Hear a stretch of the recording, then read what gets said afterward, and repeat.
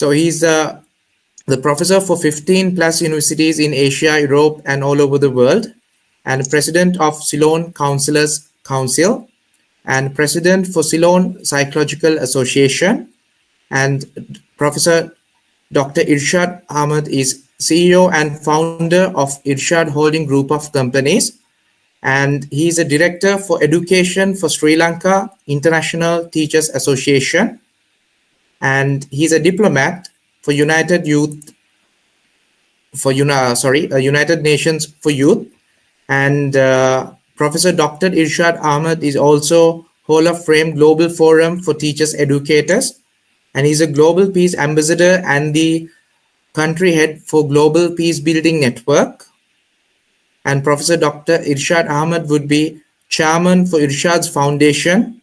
He is also a criminal investigation agent, the one and only special CIA agent for Sri Lanka, and he's a country head for certain organizations, and he does have 200 plus membership all over the world in top organizations and associations. And I would like to add, meanwhile, he holds a world record for the highest number of professional and academic qualification in the world.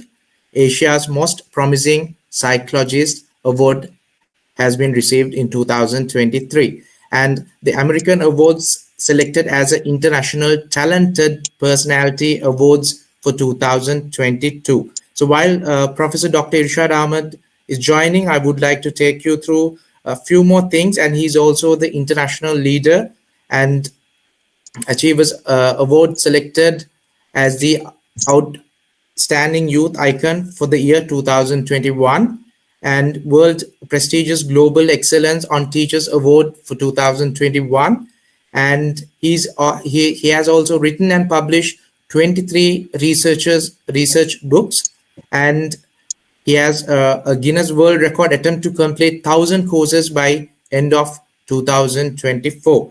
And meanwhile, since Dr. Professor Ahmed is trying to log in to the system, I would like to inform he has 5 doctorates, special in counseling psychology USA, and doctorate in social work, doctorate in humanity, doctorate in theology, and he does has the doctorate for peace and humanity India.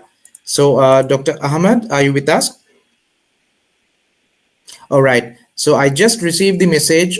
He's having a technical difficulty, so we will move forward with the program. I would like to have the next slide, please. Right, so the next Alex, sorry, we passed the Ambassador William. Can we try to reconnect him? Yeah, we can hear you, William. Sure, Dr. Nicholas. Yeah, let him speak. Mr. Williams, are you with us?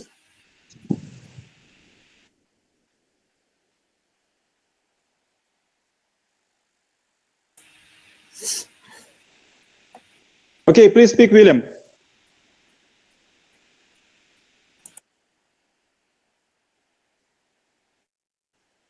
Seems very difficult with the internet. Okay, let's go forward.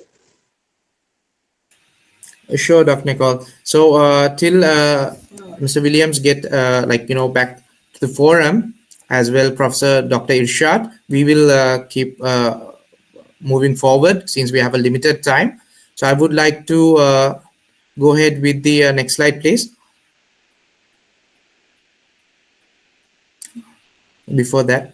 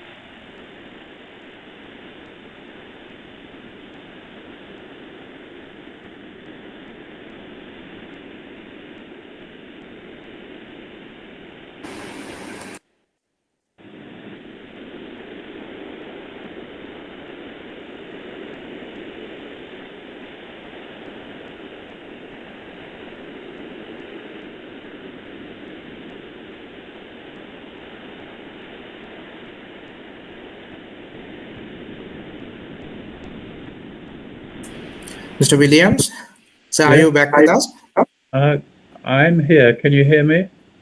Sure, we can hear you. There was a technical difficulty and there was a technical issue. So we warmly welcome you back to the forum. And I would invite you to the forum to give us your speech. And ladies and gentlemen, this is Mr. Williams Haynes, Leader Global Peace Building Network. Hello, everyone. So happy to hear two of the earlier speakers, one from Japan, one from Uganda, which is where I was born, and then the next one was from Australia, where my grandmother was born. So Nikolai asked me to talk about government and citizens' cooperation towards world peace. Well, of course, you have to start off with the citizens. All citizens are individuals. But if an individual tries to just work by themselves and do everything by themselves, it just doesn't work. And so it's only natural that people should be attracted to each other, to another person. And that's why men and women are attracted to each other and they get married. And then when they will start working together as a couple, they can actually accomplish much more instead of just working by themselves. As a couple, of course, through the love that they have for each other, they have children. And so the next level then is a family.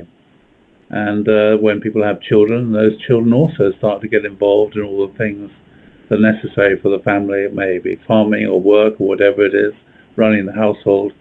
And so it becomes much easier for them to create all sorts of things and to live in a much more prosperous life. And then from a family, then people get married to members of other families, and you get a sense of community developing, and eventually a sense of a tribe. But often you find that not everyone likes to work and support each other in such a loving and cooperative way. Sometimes you find that some people are quite selfish, and instead of wanting to share what they have, they want to steal and take what other people have.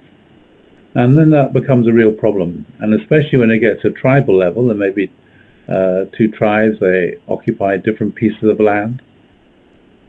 But then sometimes you get one tribe wants to conquer the other tribe and take over the land and take over the people, maybe putting them to death, or maybe making them into slaves and selling them. And so this then becomes a huge problem as communities and societies grow. And there's a lot of fighting, and people get, other tribes and sometimes nations get invaded by neighboring ones that want to steal their property and steal the land. So the question is always how to solve it. No individual can do this by themselves, so you find that within every society, within a family, a community, a tribe, a nation, someone will come along who will be regarded with a lot of respect because they're a warrior. And they're very, very brave and very courageous, and they're willing to lead the defense of that community or that tribe against others and defend the country. If all that person wants to do is to defend the people, then that's fine. It becomes a problem when that person or that warrior wants to conquer other people. And then when they get power, sometimes this power that they have is used in a very selfish way. And they want to conquer other people, take their land, and oppress them. And so the question is then, what is it to be a good king or a good person? And the model for this in the Judeo-Christian Muslim world was always someone called King David. He was a great warrior, but at the same time he was told by God that he should spend a huge amount of time studying the Torah or studying the Bible. And so he spent a lot of time studying the Bible where it said what a king, the responsibility and duties of a king should be. And it's not just to defend the country, but it's also uphold justice. That means that first of all, the king or the ruler shouldn't be thinking, well, I'm going to rule these people for my sake, but rather I'm here to serve these people for their sake. I'm here to help to establish justice, which means that make sure criminals are punished, but that I myself must not become a criminal myself. And the next question is, well, what happens when this leader dies or a warrior dies? Sometimes there's a competition, maybe within a family or between other people for who's going to become the next leader. And sometimes that in itself can lead to civil wars. And so in the idea of monarchy, then what was decided, okay, we're going to have this person's going to be the king or queen, and then the next person's going to be one of their children. And hopefully we'll choose a good one. And then there's no competition or no fighting about who becomes the next ruler. As long as that ruler himself or herself needs to recognize that their power has to be limited within the law. Just because they're the king or the ruler doesn't mean they have the authority or the right to do whatever they want or take whatever they want. They have to absolutely operate within the law. The question is then, well, who makes the laws? Well, one way is the people make laws. These are customs. And the king is supposed to uphold these customs and protect people, because these customs then become laws. Also, you might have councils or a parliament that decides, okay, this is going to be the law, and this law applies to everybody, including the king or the queen or whoever it is. So you end up having a government. So the purpose of government then is twofold. One is to defend the country, and so that's why governments should invest a lot in the military, not to invade and attack other countries, but to defend themselves. And so if the neighbors can see, oh, they're very well armed, we won't attack them because we know we won't win. So the main purpose of a military is for defense. And the other purpose is to uphold the law, so to make sure there's independent judiciary to uphold the law. But in order to do a lot of these things, it requires taxation. And then it becomes a problem. Sometimes people in government think, well, okay, we're going to use this taxation so we can control other people and we can spend other people's money. That's a real problem. And so some countries then, the state becomes incredibly powerful. Some countries the state remains very small, because its job is just for defense and to uphold justice, not to go around taxing people and spending that money. So those are the two main purposes: protect the country from invasion, which will break the peace and damage people's way of life, prevent them from being happy, and justice, to maintain the laws necessary to create a realm of freedom so people can live a peaceful, moral and meaningful life and thus be happy and fulfilled. So they don't have the government or the ruler telling people what it is that they should do, but creating a realm of law which gives them the freedom to pursue their own ideals. And another role, as I said, is to maintain an independent judiciary. But also a few more things beyond that. One is to maintain roads and sewers. Roads are very necessary for transport, communication. Sewers are very necessary for health. And protect people's way of life. So peace.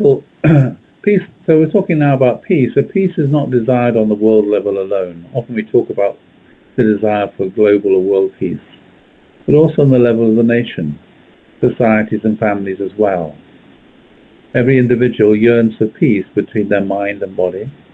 And of these various levels of peace, which level should be established first? It's easy to think that if world peace were established first, then on that basis the peace of nations, societies, families, and eventually individuals would also be established. But this is the wrong way of looking at things. It's actually the reverse of the sequence necessary to establish peace. Individual peace must first be realized. That is, peace between our mind and body. So we're not dominated by our physical desires. We don't lose our temper and go and hit somebody. But we have an inner peace between our mind and body, which is what all religions focus upon, teaching people to find this inner peace and harmony within themselves. And after that, you can get family peace, because then you don't get husbands and wives fighting with each other or fighting with their children, and often turning to abuse and violence. And only on the foundation of family peace can the peace of societies, nations, the world be expected. So if families are peaceful within themselves and harmonious, then they're going to get on well with their neighbors, and they're going to get on well within their community.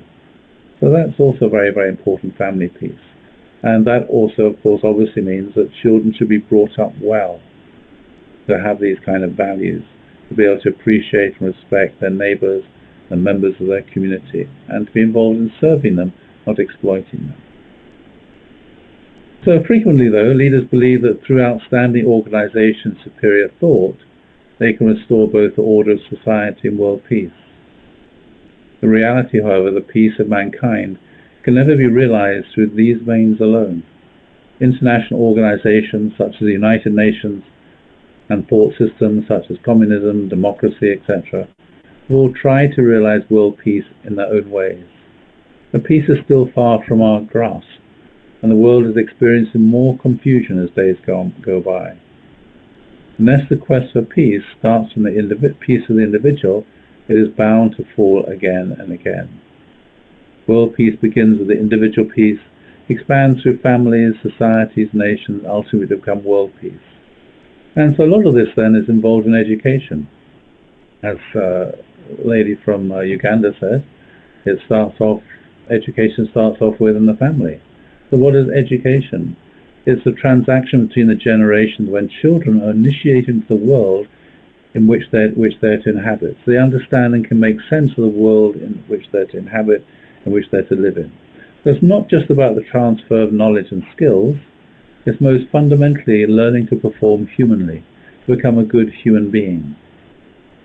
And so, as I said, as the lady said, this starts off in the family. You learn how to behave, learn to live a spiritual life. You learn how to think, not what to think or believe.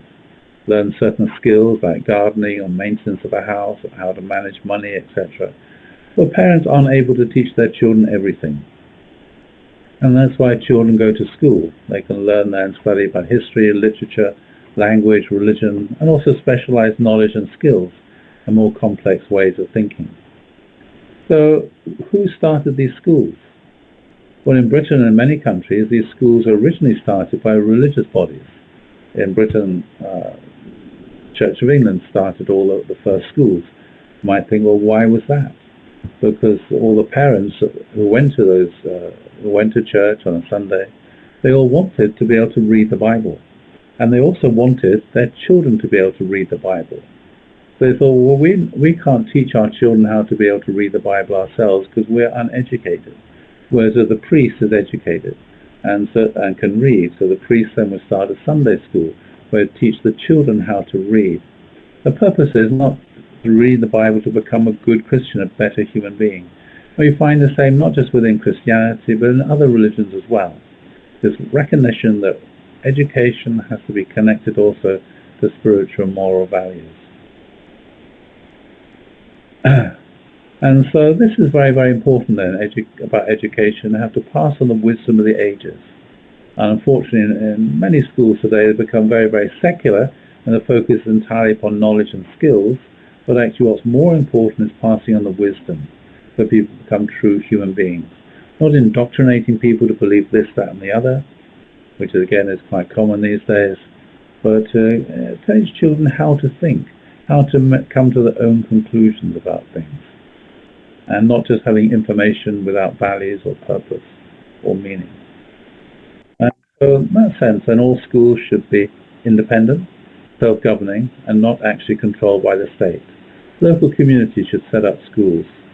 The problem is often when you have state education, it also leads to indoctrination. Best way then is schools should be independent, self-governing, probably connected to some religious body, financed by fees, scholarships, and vouchers, and also free to specialize and set a curricula, and not for indoctrination, whether it's religious or political indoctrination, but to follow public exams set by universities and other professional bodies. And so that's why education then is so important. And we can see that in societies and countries where there's a good educational system, it leads to prosperity and economic development and hopefully peace as well. So I'll stop there. Thank you very much for listening. Thank you very much for inviting me to come along and listen to you all and to be able to share something myself.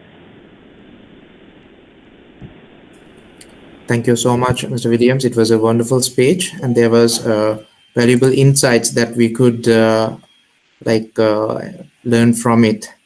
So next, we would like to call upon Mrs. Shiaza Tariq, Global Peace Ambassador and Secretary for Sri Lanka. Thank you, Alex. Good evening. Hello, everyone. Thank you for attending this event. I, Fatima Shaza Tariq, Global Peace Ambassador, Secretary for Sri Lanka. Education is central to development and to the improvement of the lives of young people globally, and as such has been identified as a priority area in internationally agreed development goals, including the Millennium Development Goals and the World Programme of Action for Youth. Education is important in eradicating poverty and hunger and in promoting sustained, inclusive and equitable economic growth and sustainable development. Increased efforts towards education, accessibility, quality and affordability are central to global development efforts.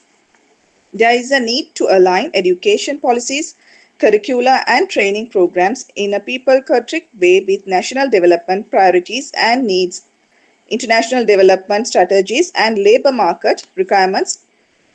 Doing so will promote the situation of young people, fight extreme poverty and allow for a maximization of the benefits of globalization for youth. Knowledge and education are key factors to full and effective participation of youth in the process of social, economic and political development. Increased attention to improving participation rates of young people is needed to ensure that they acquire the knowledge, capacities, skills and ethical values needed to fulfill their role as agents of development, good governance, social inclusion, tolerance and peace. Thank you. Thank you so much, Mrs. Shaza Tariq.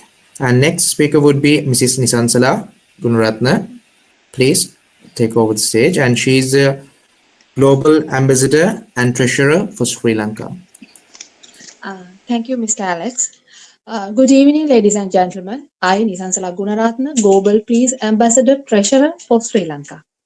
Today is a very special day for us as a Sri Lankan because it makes the beginning of a new administration with high expectation.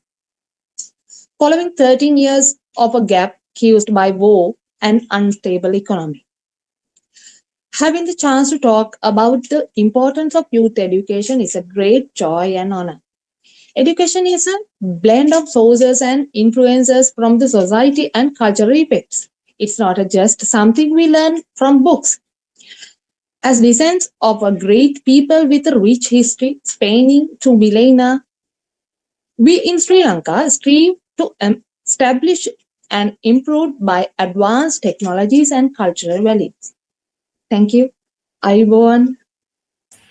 Thank you so much, Mrs. Nisansala Gunaratna. It was a wonderful speech.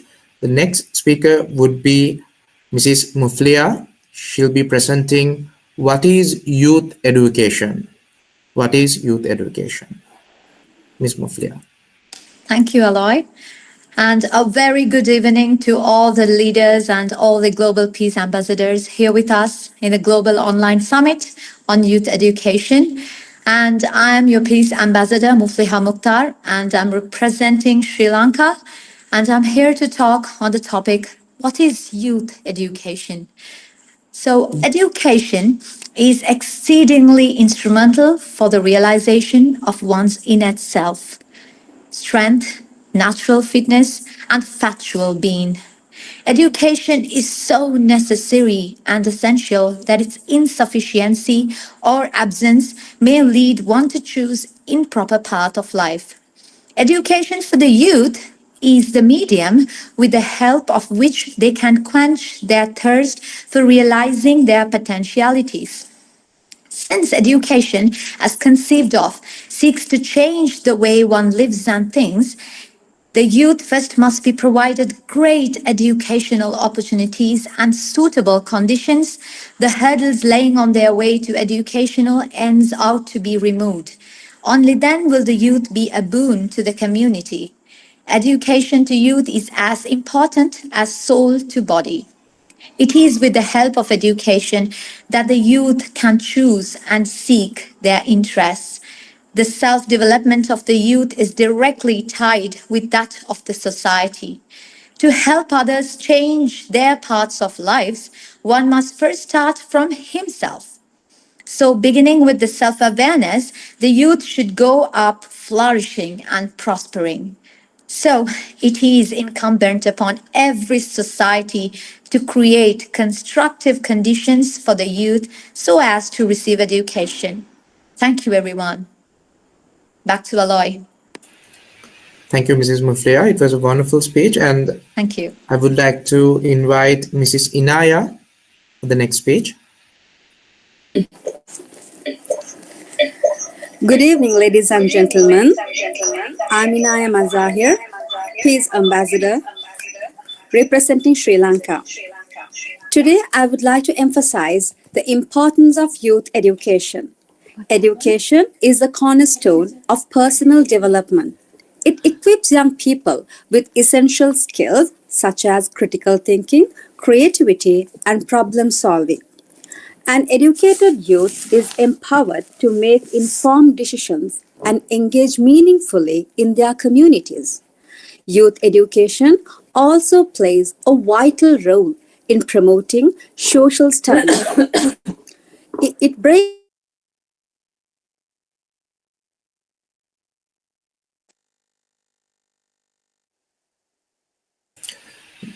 Mrs. Inaya, you're on mute.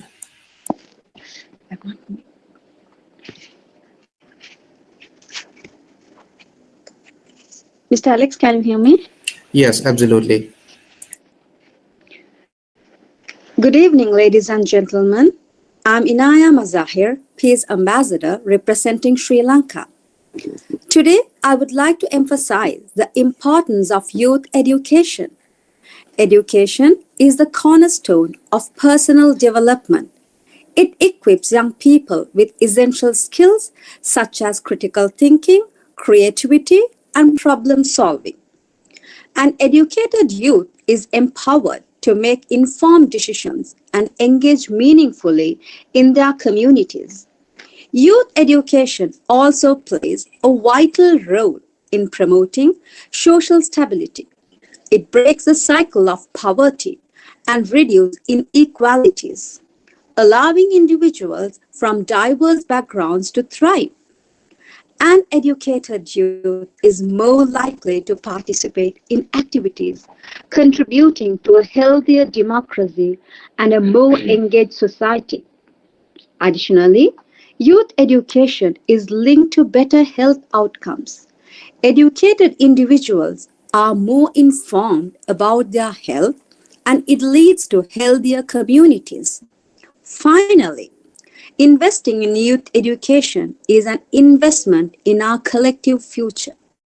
By prioritizing education, we ensure that every youth has the opportunity to succeed and contribute positively to the society. Let us work together to create an environment where youth education is accessible and valued for all of us. Thank you very much. Thank you, Mrs. Inaya. And next speaker would be Mrs. Mahira. Mrs. Mahira, the stage is all yours.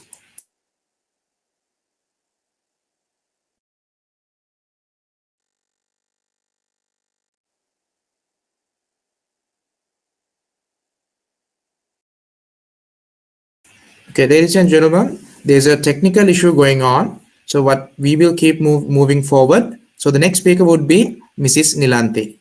Mrs. Nilanthi.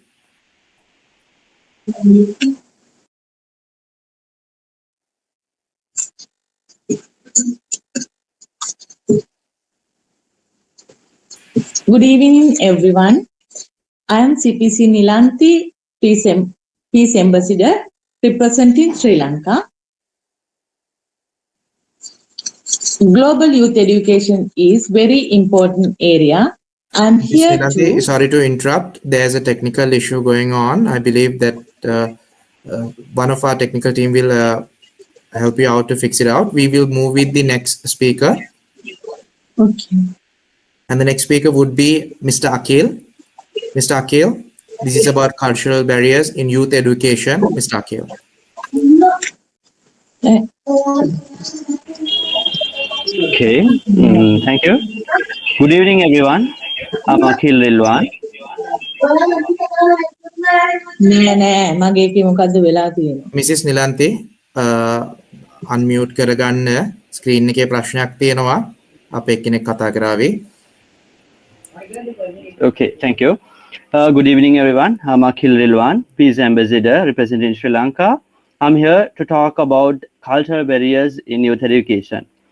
As you guys know, Asia, known for its rich cultural diversity, faces unique challenges in education.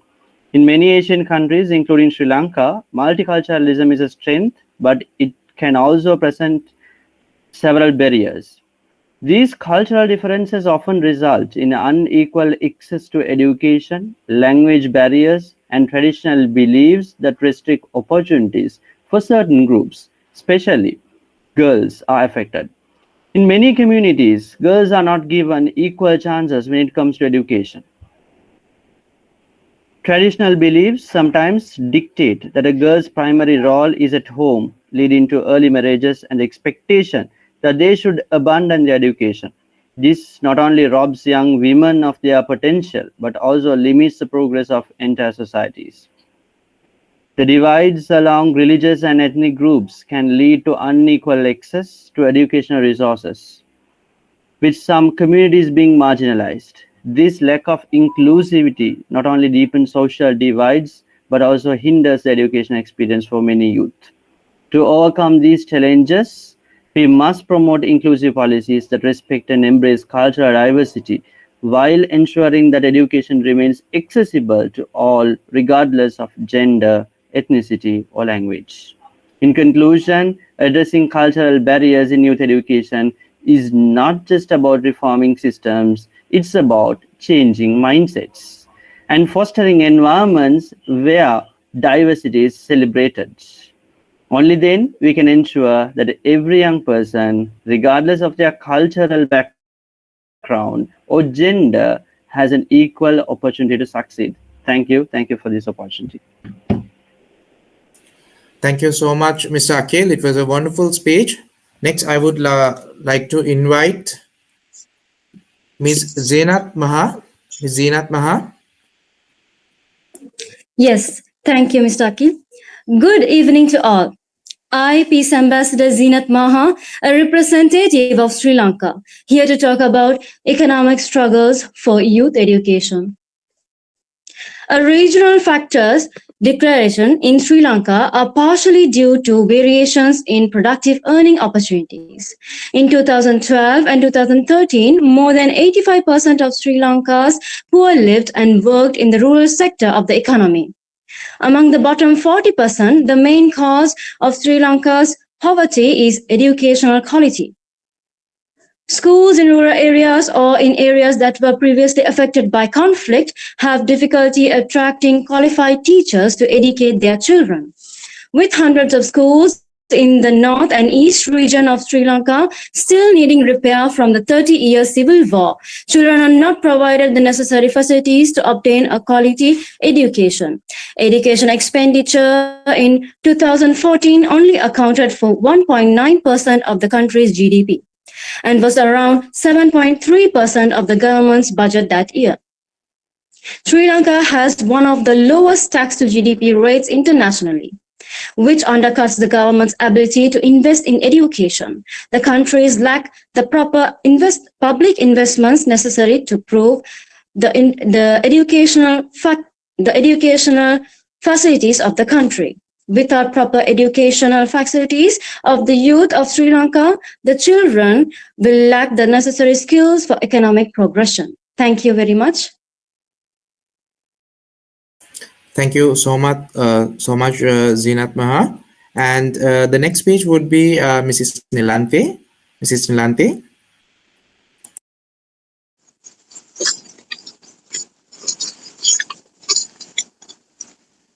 Good evening. I am Nilanthi. I am CPC Nilanthi, Peace Ambassador for Sri Lanka.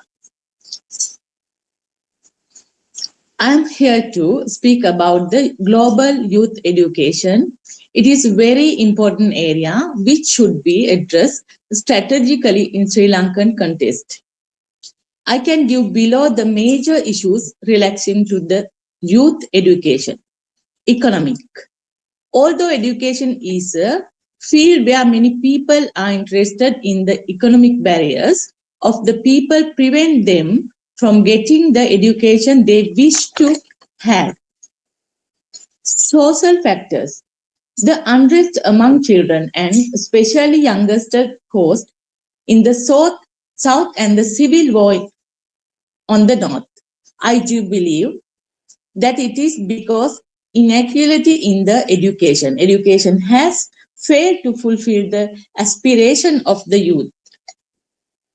Education as a way of peace building, we have not yet deeply and seriously understood the pluralistic nature of our society. Education systems should be aimed at building of inter-ethnic reconciliation. Lack of comprehensive understanding of the role of education. Skill-oriented education is considered as suitable for those who cannot achieve good result at the examination. Legal factors. Inequality in the legal system can also be considered a major issues. Consideration. If youth education in Sri Lanka expects to achieve productive result above factors should be seriously taken into consideration and proper remedies should be applied. I am so happy to participate this event in behalf of Sri Lanka as a member of CPC. Thank you. Thank you, Mrs. Nilante. And next, I would call upon Ms. Kozala. Ms. Kozala.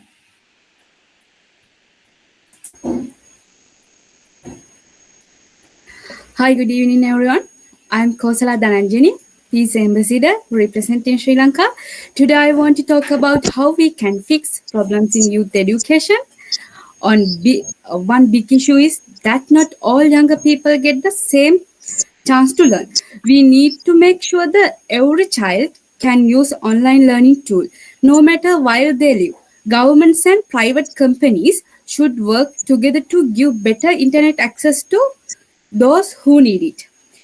Another problem is that what we teach in school often outdated. We need to teach more skills like using technology, thinking critically, and being creative. This will help the students get job in the future. We also need to think about mental health schools. Mental health schools should have programs that help students feel strong and deal with stress better. Finally, schools should work with businesses and communities to give students mentors and real life experience. This will guide them toward their future goal. In short, we need to use technology, improve what we teach, and give strong support our youth to solve these problems. Thank you, everyone. Thank you, Kozala. So next we would like to invite Mr. Ishfaq. Hi, good evening, everyone. This is Ishfaq, Peace Ambassador from Sri Lanka. Today, I want to highlight the impact of drug and addiction on youth education. Drug abuse can lead to poor academic performance and often dropping out of school. It still there are potential and undermine their future. Many youth turn to drugs because of stress, pressure, or mental health challenges. The solution lies in prevention, education, and support. School must offer guidance, foster emotional resilience, create safe from the danger of addiction. Importantly, those battling addiction deserve our help, not judgment. With proper support and young people can control their lives. Let's be together to safeguard the future of our young by ensuring they choose education over addiction. Thank you. Thank you, Mr. Ishfaq, for your speech. Next, we will call upon next ambassador, Miss Ifra. Miss Ifra. Yes, thank you, Mr. Alex. Good evening, ladies and gentlemen, esteemed colleagues and young advocates. I'm Hifra, a peace ambassador representing Sri Lanka. I want to begin by thanking you for this incredible opportunity to speak at this global online summit on youth education. It's a privilege to stand before you as a peace ambassador advocating for the transformative power of education.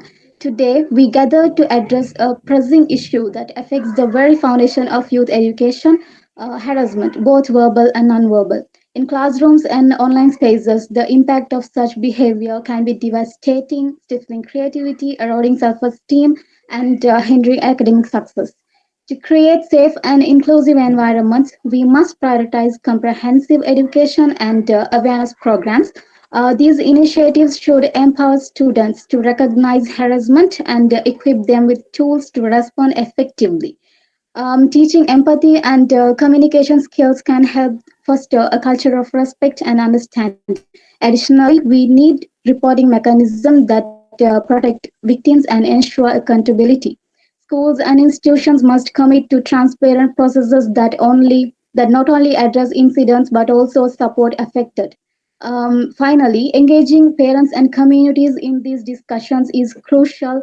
Workshops and resources can bridge the gap between home and school, creating a united front against harassment.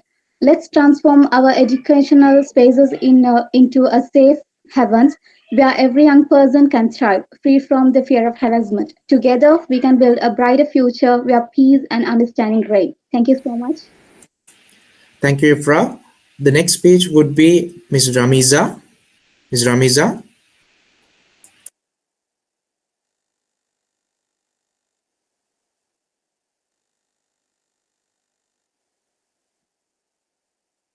Okay. Good evening, everyone. This is Ramiza Khan, Peace Ambassador representing Sri Lanka. I'm going to discuss on expanding access in youth education. Today's youth face unprecedented challenges, including rapid technological advancement, climate change, and shifting job market. Traditional education system often falls short in preparing them for these realities. To keep the step, we need to focus on 21st century skills like critical thinking, digital literacy, and adaptability, while also fostering emotional intelligence and social responsibility. To address these challenges, we must build an education system that is both inclusive and tailored to modern labor requirements. This means creating pathways that serve all youth, especially marginalized groups, by ensuring access to quality education regardless of socioeconomic status, gender, or location. Furthermore, curricula should be designed to integrate practical skills like vocational training, problem solving, and digital literacy alongside emotional and social learning. By making the education more relevant to the evolving job market, we can better prepare young people for meaningful employment and leadership roles in changing world. As we look into the future, let's come to investing in inclusive educational system that not only equip youth with the skill they need to succeed, but also address the real world demands of the modern labor market. The time for innovative, future-proof education is now. Thank you. Thank you, Ms. Ramiza. And next, I would like to invite Mrs. Zilmia for the vote of thanks. Mrs. Zilmia.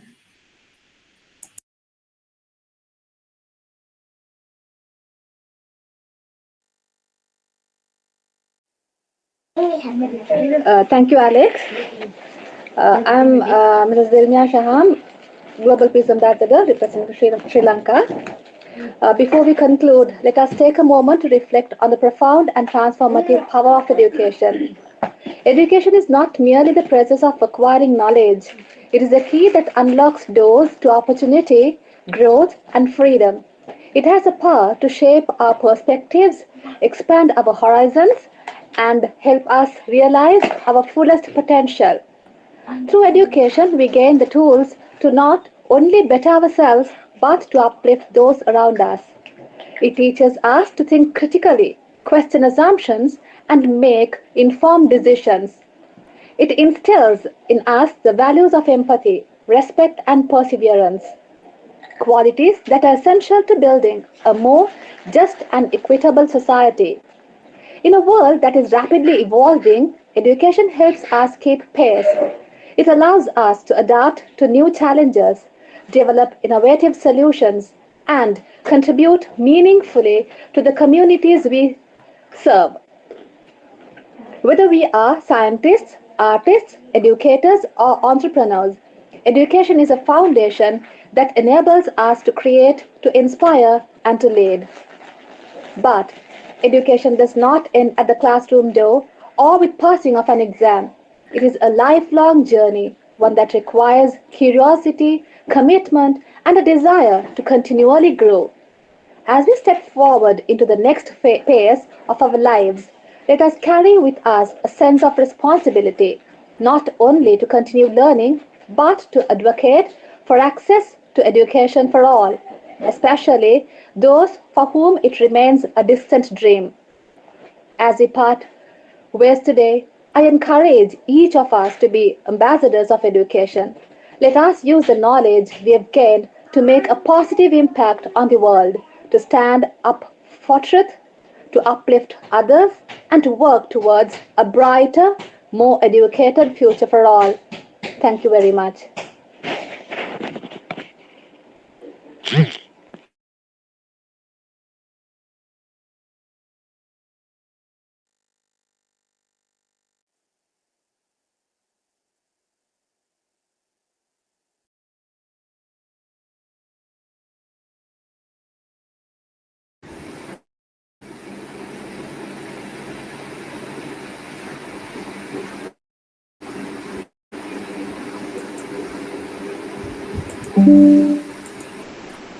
Yeah, thank you very much, Ambassador Alex. Good program today. This concludes the program, as I understand, of the Sri Lankan part. And let me go with the Global Peace Ambassadors. We have next Director of Global Peace Building Network International, Ambassador Vijay Kumar, if he fixed the internet issue. Ambassador Vijay Kumar, can you turn on your microphone and speak? And seems like there is difficulty with internet. Let me invite Ambassador Asim from Egypt. He is a great leader there, participating daily in few dozen of conferences. He's doing great things there. Happy welcome. Please speak, dear Ambassador Asim. Thank you so much, Mr. Nicholas, and thanks to all amazing speakers to give me a chance to speak today about peace and education. Why I say peace first? Because without peace we cannot do anything. We cannot do education. We cannot do industry. Anything we cannot do without peace. We have to go in peace direction first. So then we can go in education or any other sectors. So because what's happened in all the world, Russia, Ukraine, Israel, Palestine, Yemen, Lebanon, a lot of conflict and a lot of wars. That's why we need to stop the war, to influence the big president or big leader in a country like Russia, like USA, like Europe, to China, to do something to stop war in Middle East, in all the world. So all I have to do is that we have to teach our children that there's no glory or heroes in a war. That the glory comes from the actions that prevent war, not from war. And the heroes are the ones who implement this action. Let me tell you a touch of the story happened in 1939.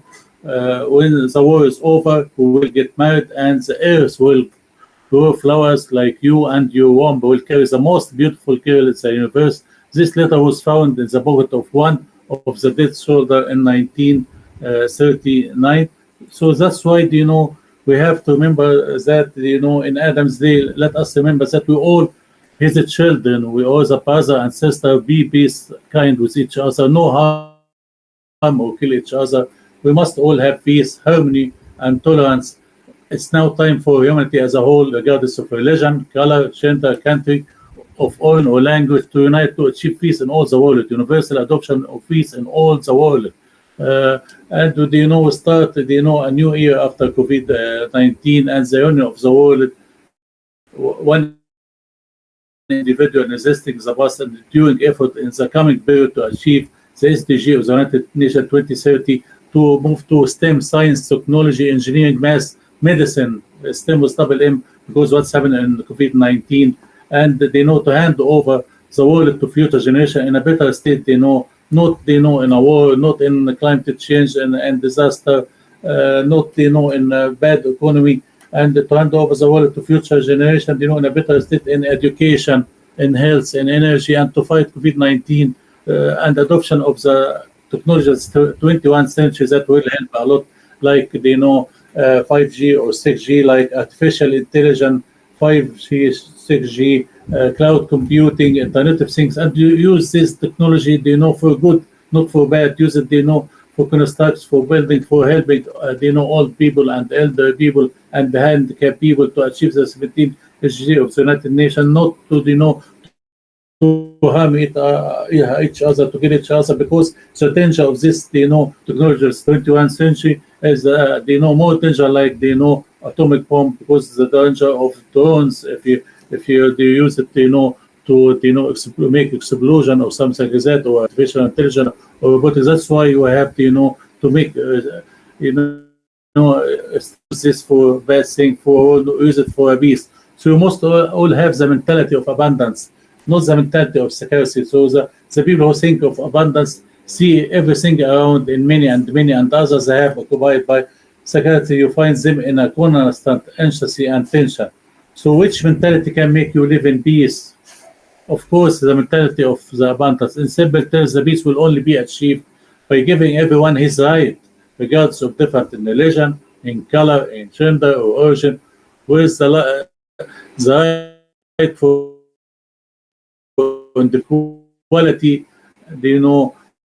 not by deterrence or by aggression by others against the right of each other, like in economy, education, in health. It will not be achieved except by interaction of each individual in a society, in a country, in a world, to apply the above in a positive manner and to eliminate the negativity of individual, in the whole world, and to give full right and ignore the right of others.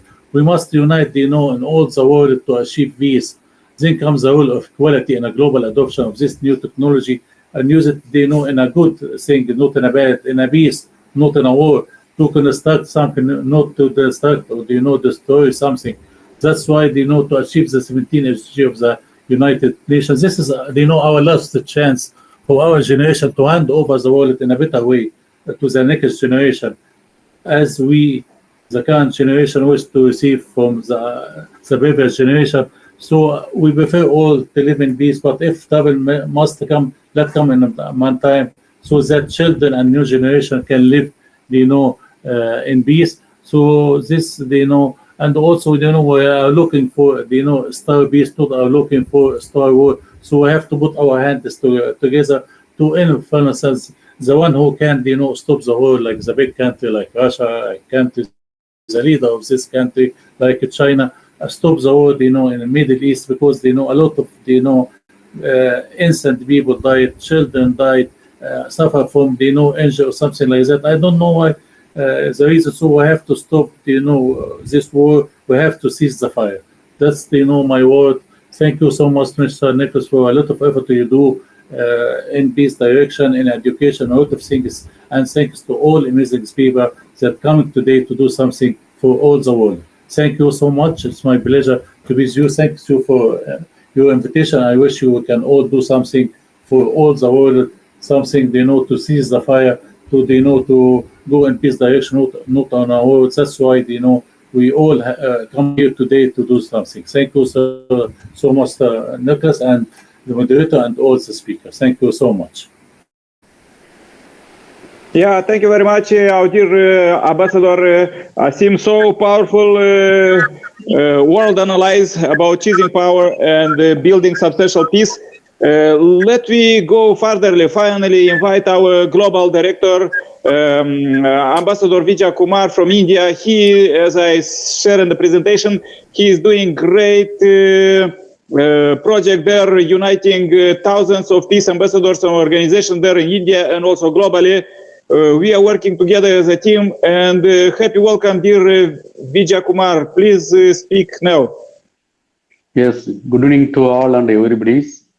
As I am a global functional managing director come global vice president of Global Peace Building Network Federations, as well as founder and national president of Federation of Indian NGOs and Humanity Service.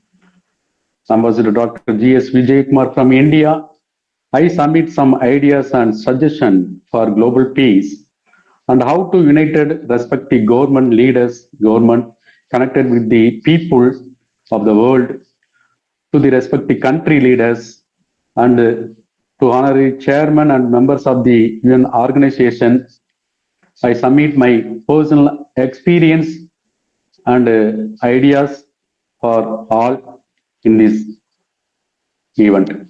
In India, our FNI NGO Federation integrate more than 1,000 NGOs, charitable organization, and doing various social welfare activities like planting 10 million trees, giving education supports more than 1,000 children and students, running more than 500 child and old age orphanage, providing food daily and trust materials on roadside people in all metro cities of India. Giving peace education through our associated NGOs, we have appointed more than 100 ambassadors through Global Peace Building Net Federation by selecting qualified volunteers and service hearts from India to promote peace and humanitarian services, doing necessary work to create 500 plus ambassador of peace in India by this year. In Global Peace Building Net Federation, I have taken this responsibility as Global Operational Director and in collaboration with 1,000 plus global service organization, developing the infrastructure globally and making a powerful force at the global level with the big support of the greatest man, our global President Nicola. We have now created the Global Administrative Council and appoint the necessary board of directors for it. Not only for that, each one of the countries, a mother country administrative council has been started and the necessary board of members have been appointed and it is functioning now. The main target is to provide proper training to 430 plus ambassadors per year and accelerate the work of promoting ultimate peace 2027. We would like to inform you at this auspicious time that our board of directors is working day and night all over the world. All we are living in this world representing about 2,000 cultural backgrounds and human races created by the God. Some of the people and few more leaders are working towards for global peace only. All we know that this is the challenging task given to us by the Lord who ruled the heavens. Dr. Nicola, the world global president of Global Peace Bill Federation, who invited me and all of you as part of the service to promote the world peace and advance it is visionary project in this divine work and to talk about the principle of human unity and implementation together with the government officials. Now, I tell you something, how to connect the local government VAPs MLA, MPs, minister, government official and local authorities like police officers, judges for promoting global peace with Global Peace Bill Net Federation. The first point is we connect the local NGOs, trust, society, ministries, and associate the head of the respective institution, head of the organization with the GP Net Federations. It is my experience I am sharing you. Through our associate organization conducting social welfare programs like Marathon, Medical Awareness Camp, Women Empowerment Program, Child and Women Abuse Awareness Program, respective countries' legal awareness program, tree plantation, environmental protection program, etc., etc., etc., and approaching respective local government VIPs, MLA, MP, minister, government official, and all authority, judges, police officer, to participate our event as chief guest. As a chief guest, we are inviting. Third point is organizing such above said programs and collaborate with the local authorities in government sector side, as well as private sector side, and also from the donor side. We collaborate all the persons and put the Global Peace Bill Net logo and as well as our associate organization logo in our program banner. That is must we are doing. Up to 3 to 5 programs, we don't get any funding from the above organization, any support from the above organization, we don't get up to 3 to 5 programs. After that, we get more funding and everything we get. It is possible. See, in that program, we familiar with all the local VIPs. All the local VIPs, we familiar. The VIPs understand what we have do, we are doing. All they are understood. This organization doing peace promotion and everything they are doing, they are understand. After that, be able to get funding from donors like CSR fund, corporate society responsibility fund, government grant funds, any other agency fund we definitely get. In this way, we are trying to do everything. Now we are easily connected the government and easily connected and familiar with all government officials, MLA, MP, minister, judges, police officer, and etc., etc., etc. Easily we are familiar. It is a right time. Now it is a right time to conduct the Ambassadors Award Program and inviting public award achievers and inviting public and inviting award achievers, inviting government sector officials and inviting private sector official to participate in this award ceremony as a speaker and requesting all of them to speak about the global peace. In this event, all are ready to prepare the promote the peace globally and local and nationally. They are prepared and educated all of the public and people in this event. This is main thing which we are following this type of startup stages. This is startup stages to bring the success rating. Slowly increase our program and conducting peace seminar in all the district and inviting more people, more government officials, more leaders as a speaker as well as chief guest of this event. Now we are familiar leader to the local government and we are easily approach government minister, chief ministers, prime ministers and country president for execute peace promotion plan and implementation through the government. That type we are following here in India. Our President Nicola knows everything. Daily we are conducting so many programs. With GPLET logo, we are conducting so many programs.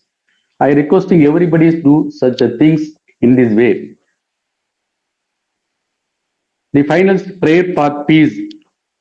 Prayer for peace. This is final conclusions.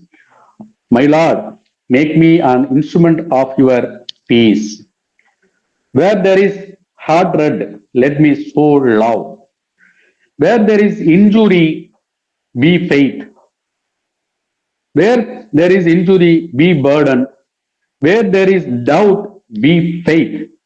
Where there is despair, be hope. Where there is darkness, be light. Where there is sadness, be joy. O divine Master, grant that I may not so such seek to be consoled as to console, to be understand as to understand, to be loved as to love. For it is giving that we receive, for it is in giving that we receive, it is in burdening that we are burdened, and it is in dying that we are born to eternal life. Amen. Thank God, and thank you, my dear Global President Nicola, for giving this wonderful opportunity, and thank you, everybody. Thank you. Thank you very much, dear Ambassador Vijay Kumar. So great to hear from you. So great to hear real peace building their project in India. Always I speak in daily with our peace ambassador in India, and you always have celebrations. Today is one celebration, another. So it seems like you 335 days in the year. You are just building peace and happiness there. And we are so happy to hear our ambassador William Hines. He is doing great project there across the globe in last 40 years, and he invite us, to to before how to say, it's good to make great organizations, but most important is to unite mind and body, and then go to the family peace, and then is going to further is going to community country in the world, and most important, we are inviting everyone to work together and cooperate. Of course, everyone is almost perfect, as you know. In the last days, everyone is going great.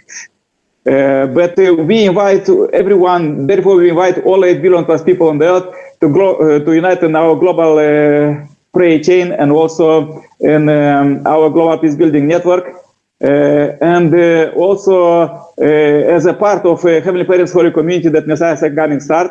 So therefore we really want to hear from you. As we hear your presentations, we want to hear from you. Just contact us, and WhatsApp 24-hour is open. Your ideas, how we could cooperate, how we could grow together, because only together we can grow, really, and share the best experience, how I unite mind and body, how I make peace in my family, how I make peace in my community, country, and the world. So happy welcome, everyone. And now I